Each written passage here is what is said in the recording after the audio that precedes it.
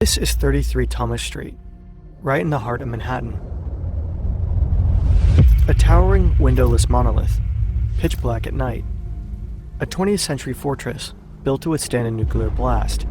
A skyscraper to be inhabited by machines. Behind its walls lies a secret mass surveillance center. It's believed to be one of the NSA's most critical spy hubs on US soil. It's a key location for some of the agency's biggest operations. From here, the agency has been spying on the entire world. For decades, its true purpose was hidden, until two whistleblowers pulled back the curtain. We got up close to this mysterious structure and couldn't resist trying to sneak inside.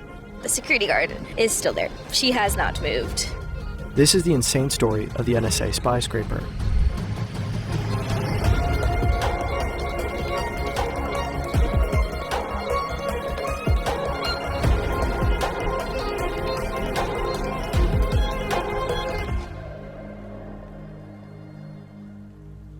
Parts of this video are based on investigative reporting by The Intercept. We highly recommend checking it out. I am off the subway and I am now heading to the building. Oh, actually, I see it right now, and it is huge. We wanted to know everything about this building, so we sent a friend to check it out. Hi, I'm Sharik, and I am a filmmaker. Today, I am about to go check out 33 Thomas Street. So I am heading there now, and I'm taking you guys with me. Sharik is probably on some list now, so show her some love in the comments. Do you know what's in this building? I'm like, no idea. You don't? Okay. I've always thought about this building. There's no windows, there's only like vents. I don't know what it is. It's kind of strange. I have no clue. Some people think it might be the NSA, like on one of like the biggest surveillance hubs. Yeah, it probably is. 33 Thomas Street is unlike any other building in Manhattan. The skyscraper is located here, in the Tribeca area. It was built in 1969 and completed in 1974. While it's not as tall as many of the other towers around, it still stands out. The building is about 170 meters tall, with 29 floors above the ground, plus 3 underground levels. There's a strange beauty to its design, fascinating enough that it draws you in, yet so intimidating it makes you uncomfortable. When you stand before it, one thing immediately stands out. It is entirely windowless. This building literally has no windows. Like, it's very odd. Also, there's just really not a lot of people on this street, like, at all. Peeking inside is almost impossible. On levels 10 and 29, there are several large openings, massive air vents that hint at what might be going on inside. 33 Thomas Street is often described as one of the most secure buildings in the US. The facade is sealed with flame-treated Swedish granite, a material known for its exceptional durability and resistance. In the event of a disaster, the building can operate entirely off-grid for 2 weeks. Almost 1 million liters of fuel are on hand to power backup generators. Food and water reserves are stocked to sustain 1,500 people. It's also equipped with its own wastewater systems and decontamination showers. If an atomic blast would hit New York City without destroying the building, the inside would be shielded from the nuclear fallout. 33 Thomas Street truly is a 20th century fortress. John Carl Warnock, the architect behind it, was best known for designing bold, unconventional buildings in the 60s and 70s. This is what his other buildings look like. The style is called Brutalism, a design philosophy centered on raw materials, stark geometric shapes, and function. Brutalism emerged after World War II, driven by the need for affordable, practical structures. Warnock was also influenced by contextualism, an architectural theory focused on harmonizing buildings with their surroundings. 33 Thomas Street, however, doesn't blend in, it haunts. By day, it stands out. By night, it becomes a shadow, almost vanishing into the darkness. So I came back at night and I wanted to see if this place was still as spooky as it is during the day. And it absolutely is. But what was it actually built for? It's the late 1960s. As the world becomes more connected, the demand for efficient telecommunication is expanding rapidly. Most communication still runs through analog systems, but that technology is reaching its limit, especially for long-distance phone calls. There's a need for something new. Time to escape old physical boundaries and technological limitations. Kind of, like working remotely. Away from your machine while still being able to access it with no lag, even in poor Wi-Fi conditions. Transfer files, edit your videos in a nice cafe, Watch a render fail in immeasurable at the time, most long-distance calls in the US are carried out by AT&T, one of the country's largest telecommunications giants. The company has a special division called the Long Lines Department. In any case, it's Long Lines that hooks all the local telephone companies into the national network. Its infrastructure stretches across the entire country, connecting people from New York to Los Angeles. In order to meet the growing demand for long-distance phone calls, new data centers are needed to route calls from one place to another. As AT&T's network keeps growing, 33 Thomas Street is set to become one of the company's most important hubs in the US, capable of processing millions of phone calls per day. Over time, the building becomes part of the Long Lines Department, earning its other nickname, the Long Lines Building. In some of Warnick's original design documents, the building is simply referred to as Project X, a visionary monument with modern capabilities, with architecture that perfectly serves the needs of machines. And unlike humans, machines don't need windows, just powerful ventilation systems to handle the heat they generate and keep temperatures stable. 33 Thomas Street is packed with tech. These are some of the only publicly available photos taken inside the building. Racks filled with electronics, rooms packed with telephone equipment, massive rows of batteries, likely part of the backup power system. At the heart of it all, 3 enormous 4ESS switches. Each switch is made up of multiple individual machines. At the time, they are the largest high-capacity digital switches ever built, and the first system to route phone calls digitally. This is how they work. Imagine you live in New York and you want to call your niece in California. When you pick up the phone and dial her number, your local phone system routes the call to a central hub, in this case, 33 Thomas Street.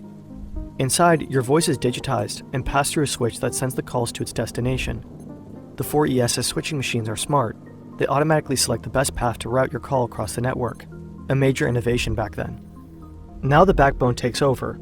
Microwave relay towers transmit the signal from one to the next, spaced roughly 30 miles apart. Your call hops from tower to tower until it reaches another hub, with the same type of switch in California. At the end of the line, your niece picks up, and just like that, you're connected. Over time, the relay towers vanished. Fiber optic cables took over, carrying much more capacity, but the need for central hubs remained. By the 1990s, an average of 175 million calls per day passed through 33 Thomas Street. With millions in and around New York City increasingly depending on uninterrupted communication, this facility had to be absolutely secure. The Long Lines building became the nerve center of communication in New York City. In fact, it became indispensable. September 17, 1991, the middle of the night. A power failure at 33 Thomas Street shuts down half the phone traffic. Calls in and out of New York go dead. Air traffic control also goes down at 3 major airports. Flights are thrown into chaos, some delayed by as much as 4 hours. The power failure was caused by a combination of technical and human error. 2 4ESS switches shut down completely. A third is partially affected. Of course, 33 Thomas Street is prepared for this, or at least should be. But due to yet another technical failure, the backup generators don't kick in. As a result, over 5 million calls are blocked, and air traffic communication to nearly 400 airports is disrupted. On this day, 33 Thomas Street proves just how critical it is to the nation's telephone infrastructure. Sure would be nice to tap that.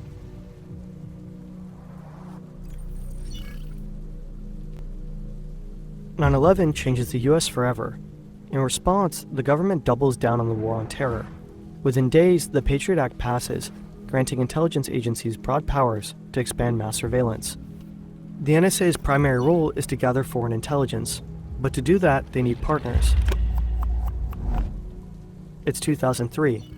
This is Mark Klein, a technician at AT&T. His job is to maintain equipment at one of the company's internet and telephone hubs in San Francisco. One day he notices something strange on the floor below, a door with no handles. It just has a sign on it, 641A. The room sits directly below the 7th floor server room, where internet traffic from millions of people flows every day. Klein is curious. He wants to know what's behind that door. Eventually he comes across the building plans, and slowly he starts putting the pieces together. Room 641A is wired directly to the internet room upstairs. Klein discovers that it houses a device known as a splitter. A splitter copies internet traffic, the very data flowing through the servers above. Emails, phone calls, pictures, videos, the communications of millions, all duplicated and sent into room 641A. Mark Klein realizes he's uncovered something huge, but for now he stays silent. He's scared, and unsure if anyone would even believe him. In 2005, news breaks. President George W. Bush has quietly authorized the NSA to spy on American citizens. This is the moment Mark Klein decides to go public. With the help of a digital rights group, he files a class action lawsuit against AT&T on behalf of everyone whose data was secretly monitored. But in 2008, the case gets dismissed. Congress passes the FISA Amendments Act, a law that retroactively legalizes the surveillance program and grants AT&T legal immunity. Still, Klein's actions leave a mark. He exposed Room 641A and revealed that AT&T was helping the US government spy on its own customers. And his revelations are just the beginning, the calm before a much greater storm. In 2013, a 29-year-old NSA analyst tells his supervisors he's taking a couple of weeks off. He says it's for epilepsy treatment. In reality, he boards a plane to Hong Kong. Here, he will leak top-secret NSA files to the press and inform the public about sweeping privacy violations. Former CIA employee and computer The U.S. is on the hunt. Top secret information about the U.S. NSA leaker Edward Snowden. Edward Snowden shares thousands of classified documents with journalists, highly sensitive material that offers a rare look inside the NSA's surveillance machine. The Snowden files reveal something staggering. The NSA hasn't just been spying on U.S. citizens, but also on politicians, allies, foreign governments, and even world leaders. A global scandal erupts, exposing the vast scope of the agency's mass surveillance program. Journalists around the world begin working together, combing through the documents and gradually releasing them to the public. Over the following years, pieces of the puzzle come together, one at a time. And in 2016, reporters at The Intercept go public with a shocking discovery. Intelligence agencies use codenames to conceal sensitive operations. In the leaked NSA files, some of these codenames appear again and again. One of them is Blarney, a surveillance program focused on intercepting foreign communications flowing into the US. Another program is called Fairview, a partnership between the NSA and a major unnamed US telecom operation. And then there's this, Titanpointe. The leaked files identified Titanpointe as a secret NSA surveillance site, hidden in the heart of New York City. Titanpointe appears to house highly specialized technology, including so-called foreign gateway switches, with RIMROC access. RIMROC is code for 4 ESS switches. And then there's Lithium. According to the files, Lithium is a partner responsible for supervising Titanpointe. Earlier reporting had already revealed what Lithium really stands for, AT&T, the owner of 33 Thomas Street.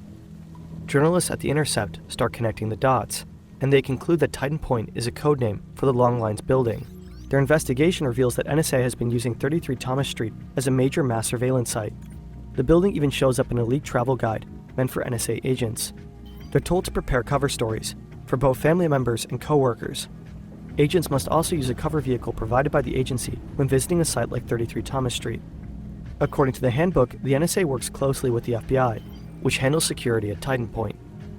Conveniently, the FBI has offices right next to the skyscraper. So here is 33 Thomas Street, and there is the FBI building.